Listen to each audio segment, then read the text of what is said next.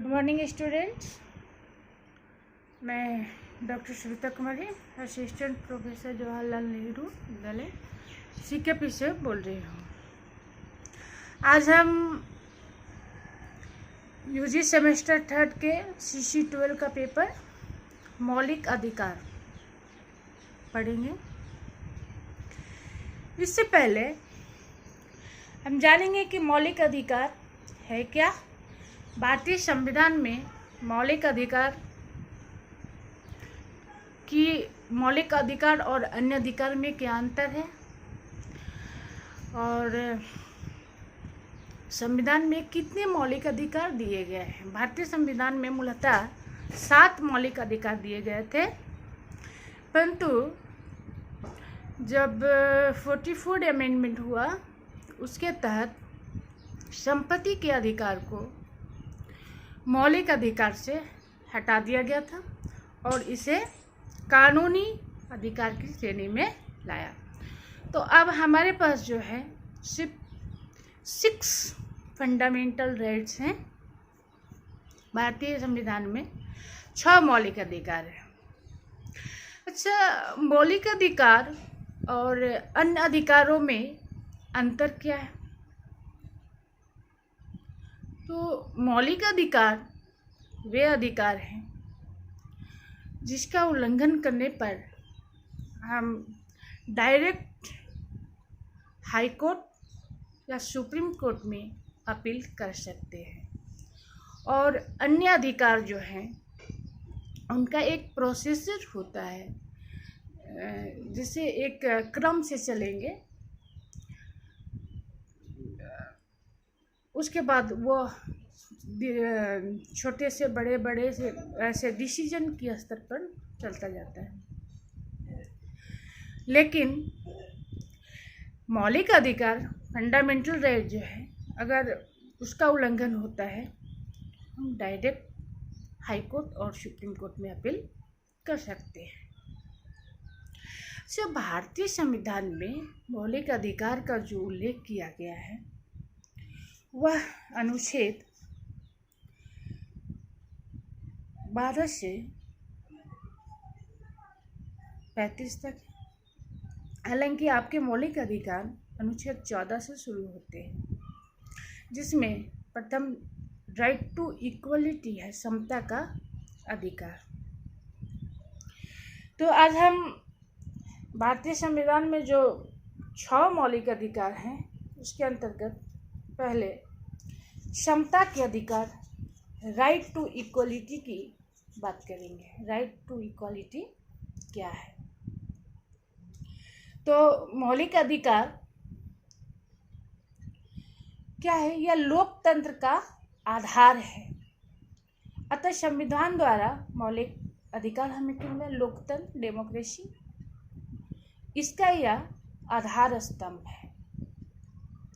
समानता का अधिकार जो है, राइट टू इक्वलिटी, इसके अंतर्गत कई श्रेणियाँ आएंगी। जैसे अनुच्छेद 14(1), इसमें राज्य किसी व्यक्ति को कानून के समक्ष या अपने सीमा क्षेत्र में कानून के समान संरक्षण से वंचित नहीं करेगा। राइट टू लॉ इक्वलिटी मतलब कानून का संरक्षण है, इसमें किसी भी प्रकार का भेदभाव अनुच्छेद 14(1) के तहत नहीं हो सकता है। कानून के समक्ष क्या है? कब सभी समान हैं। दूसरा है अनुच्छेद 14(2) के तहत राज्य, धर्म, मूल वंश, जाति, लिंग, जन्म स्थान आदि के आधार पर नागरिकों के प्रति जीवन में किसी भी क्षेत्र में भेदभाव नहीं किया जा सकता है। यह भी सुनिश्चित किया गया है कि किसी नागरिक को दुकानों, होटलों तथा सार्वजनिक स्थानों जैसे कुआं, स्नानागार, तालाब, जो सार्वजनिक प्लेस आते हैं उसमें किसी भी आधार पर भेदभाव नहीं करेगा। जैसे अब ये सोचिए कि ये क्या भेदभाव नहीं करेगा। तो हमारा जो संविधान लागू होने से पहले का देश था तो भारत की सबसे बड़ी एक कुरीति कह लीजिए, धार्मिक आधार पर भेदभाव है। प्राचीन काल में धर्म के आधार पर लोगों को सार्वजनिक स्थानों से वंचित किया जाता था। जैसा कि देखेंगे कि अभी भी समाज में कुछ बहुत अल्प बच्चे होंगे, उनको एलिट क्लास कहेंगे, कुलीनतंत्र, वो अपने आप को अलग मानते हैं। तो जो प्राचीन व्यवस्था थी, मध्यकालीन व्यवस्था थी, यहाँ तक कि आधुनिक व्यवस्था भी, तो छुआछूत, जाति प्रथा हमारे समाज की एक बहुत बड़ी कुरीति रही है। उसमें धर्म के आधार पर लोगों को सार्वजनिक स्थानों से भी वंचित किया जाता है। जैसे कि आप लोग देखे होंगे फिल्म वगैरह में कि यह बड़े लोगों का है, ये उच्च जाति का है, इस स्थान पर बैठने का हक तुम्हें नहीं है। तो इस प्रकार की जो है संभावनाओं को देखते हुए भारतीय संविधान निर्माताओं ने यह तय किया कि सामाजिक समानता के अंतर्गत सार्वजनिक स्थानों पर किसी भी आधार पर भेदभाव नहीं किया जा सकता है। हम ये नहीं कहेंगे कि आप इस जाति के तो होटल में खा नहीं सकते हैं, आप कुएं से तालाब नहीं ले सकते, जल नहीं ले सकते हैं, आप निम्न जाति से आते इसलिए प्लेटफॉर्म पर बैठ नहीं सकते हैं। तो ये जो है सार्वजनिक स्थानों पर किसी भी प्रकार के भेदभाव से को रोकने के लिए भारतीय संविधान के अनुच्छेद 14(2) में यह प्रावधान किया गया कि सार्वजनिक स्थान पर किसी भी प्रकार का भेदभाव नहीं किया जाएगा।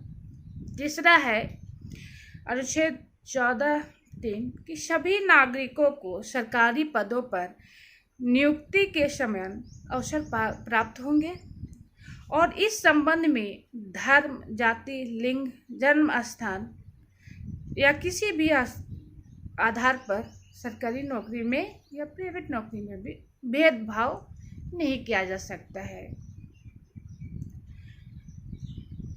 हालांकि ये जो रिजर्वेशन की प्रणाली है, तो ये वंचित लोगों को देखते हुए ये प्रावधान किया गया है संविधान में कि हर 10 साल के लिए निम्न जातीय उनको आरक्षण दिया जाता है।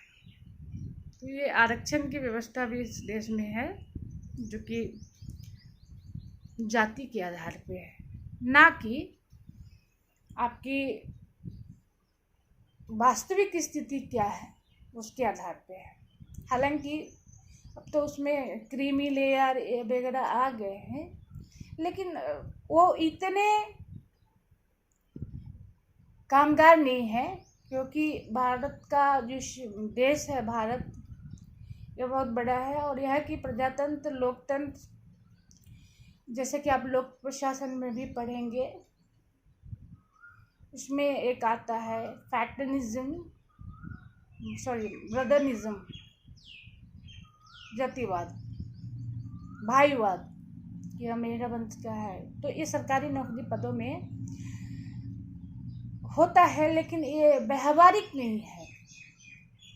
तो भारतीय संविधान में अनुच्छेद 14(3) के तहत जो प्रावधान दिया गया है वह यह है कि सरकारी नौकरी में किसी भी प्रकार का धर्म, जाति, वंश, लिंग इत्यादि के आधार पर भेदभाव नहीं किया जाएगा। देखिए ये सैद्धांतिक है, और जो व्यवहारिक बात है, तो हम जैसा कि पॉलिटिकल साइंस की स्टूडेंट होने के कारण जानते हैं कि कितना ज़्यादा पक्षपात होता है।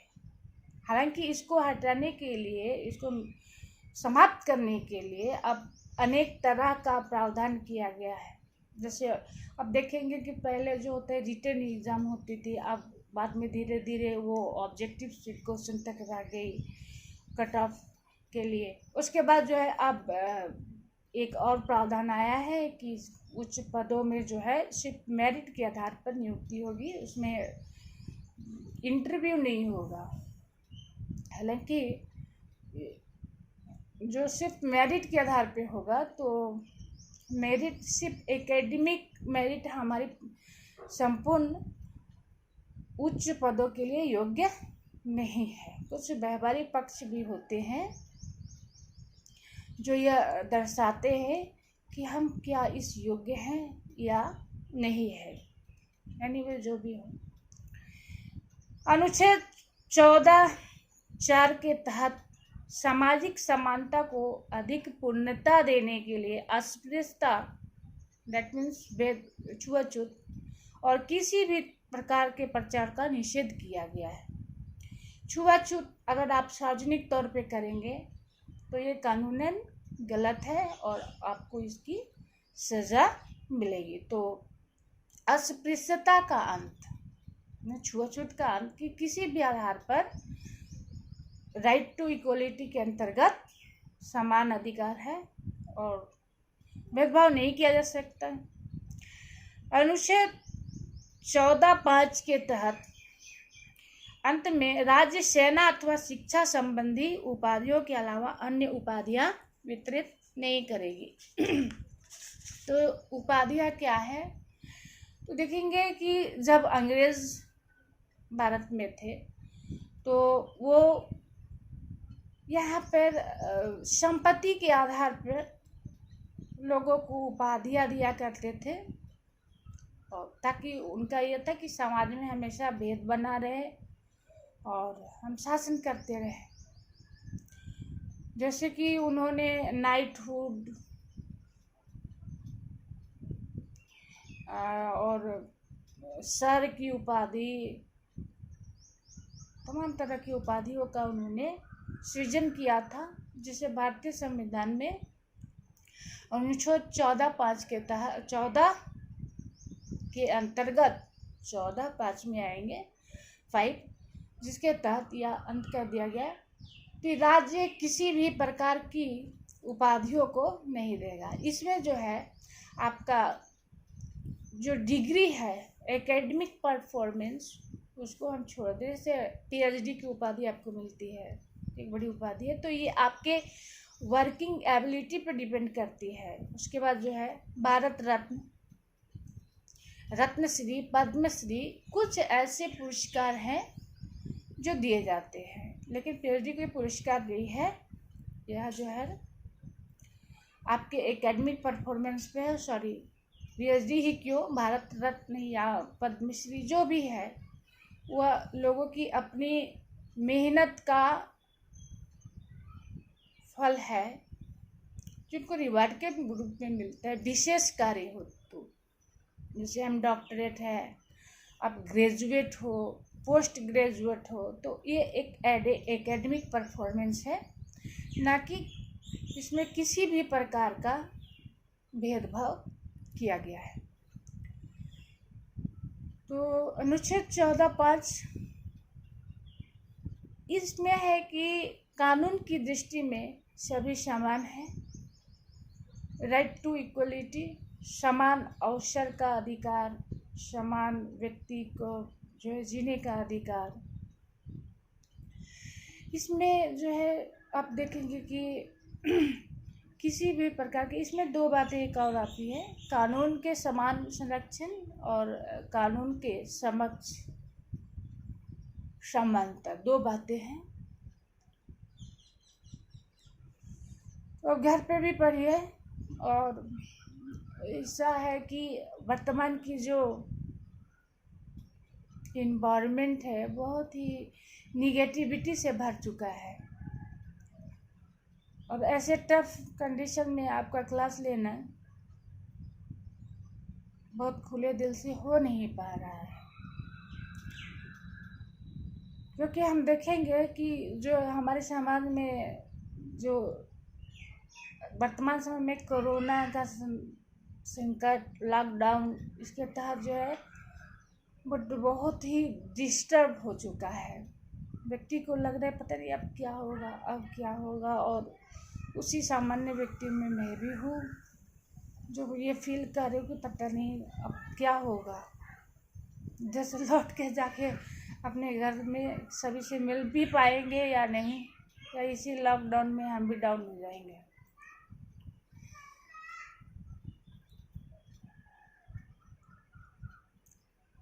मैंने 1-2 क्लास नहीं लिया आप लोगों का, अपने काम से हट गई। आपका साथ हमारा साथ जब छूटता है तो बहुत ही बुरा लगता है। तो इन विपरीत परिस्थितियों में भी हमें धैर्य बना के चलना है। जब तक सांस तब तक आस। कल हम अपने मानसिक अवसाद को दूर करके आपके फंडामेंटल राइट को थोड़ा वाइब्रेंट क्लास लेने का कोशिश करेंगे। बहुत ही टफ सिचुएशन आ गई है, जब देखो तब बुरा बुरा न्यूज आते रह रहा है। कल जैसा कि आप जैसे ही टीवी ऑन किए तो आंध्र प्रदेश विशाखापट्टनम की गैस लीकेज की समस्या आई और मैंने फट से बंद कर दिया। बहुत ही डिस्टर्बिंग इन्वायरमेंट हो चुका है। इसमें हम सबको एक दूसरे का हौसला बढ़ा के चलना पड़ेगा। तो कल हम मौलिक अधिकार के तहत राइट टू इक्वलिटी के बाद जो है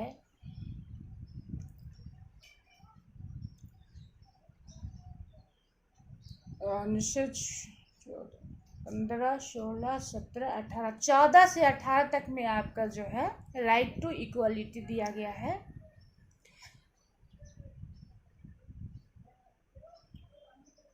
तो इसको हम फिर से एक बार रिवाइज करेंगे ढंग से, और फिर राइट टू फ्रीडम, स्वतंत्रता का अधिकार जो अनुच्छेद 19 के तहत है, उसकी अध्ययन करने की, उसे समझने का कोशिश करेंगे कि भारतीय संविधान में स्वतंत्रता का अधिकार क्या है।